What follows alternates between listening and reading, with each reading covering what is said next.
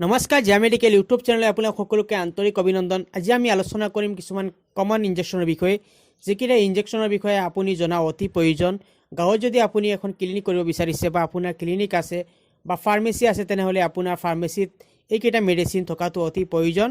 যদি আপুনি ফাৰ্মেচিত থাকিছে, আপোনাৰ কিবা নলেজ আছে, তেনেহ'লে আপুনি এইখিনি মেডিচিন আপোনাৰ ঘৰত ৰখাটো অতি প্ৰয়োজন।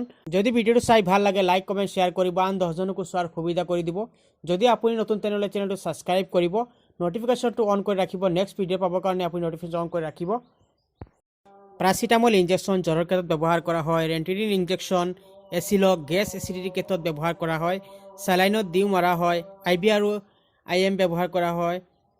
পান IV পেণ্টাপ্ৰাজল গেছ এচিডিটিৰ ক্ষেত্ৰত ব্যৱহাৰ কৰা হয়। অনডাম ইনজেকশ্যন ভমিটিং অৰ্থাৎ বমিৰ ক্ষেত্ৰত ব্যৱহাৰ কৰা হয়। ডাইক্ল'ফিনিক ইনজেকশ্যন পেইন ইনজেকশ্যন অৰ্থাৎ বিষৰ ক্ষেত্ৰত ব্যৱহাৰ কৰা হয়। এবিল ইনজেকশ্যন কোনো মেডিচিনে ছাইড ইফেক্ট কৰিলে এই ঔষধ ব্যৱহাৰ কৰা হয়। লগতে ডেক্সনা দি মৰা হয়। আৰু কোনো মেডিচিনে ছাইড ইফেক্ট অভাৰ এলাৰ্জি হ'লে এই ক্ষেত্ৰতো ব্যৱহাৰ কৰা হয়। নিউৰ'বিয়ান ইনজেকশ্যন নাৰ্ভজনিত সমস্যাৰ ক্ষেত্ৰত ব্যৱহাৰ কৰা হয়। গাঁঠিৰ বিষ, গা ঝিনঝিন কৰি থকা, হাত ভৰি কঁপি থাকে, এইবোৰ কণ্ডিশ্যনত এই ঔষধ ব্যৱহাৰ কৰা হয়। যদি এই ইনজেকশ্যনৰ বিষয়ে আপোনাৰ কোনো নলেজ নাথাকে বা কোনো প্ৰেক্টিছ নাথাকে, তেনেহ'লে আপুনি এই মেডিচিন বেলেগক মাৰিবলৈ চেষ্টা নকৰিব আৰু নিজেও মাৰিবলৈ চেষ্টা নকৰিব।